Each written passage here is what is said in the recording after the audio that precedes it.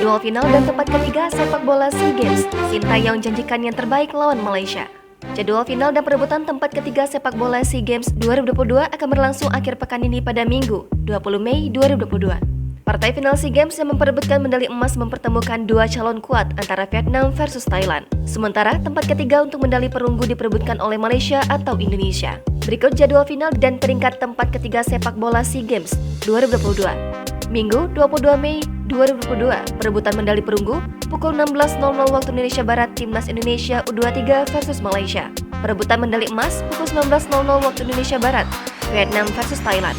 Laga Garuda Muda lawan Thailand di semifinal sepak bola SEA Games kemarin harus dilalui perpanjangan waktu untuk mendapatkan pemenang. Tidak hanya itu, 4 kartu merah untuk kedua tim juga mewarnai hasil pertandingan. Namun, pelatih Timnas Indonesia U23 Sintayong tidak kecewa dengan hasil ini. Thailand memanfaatkan peluang di mana Garuda Muda tengah lengah. 3 pemain yang sudah dipastikan absen karena mendapatkan kartu merah dan juga kondisi kebugaran fisik menjadi sorotan. Dewangga sempat ditarik keluar karena cedera dalam pertandingan tersebut, belum lagi Asnawi.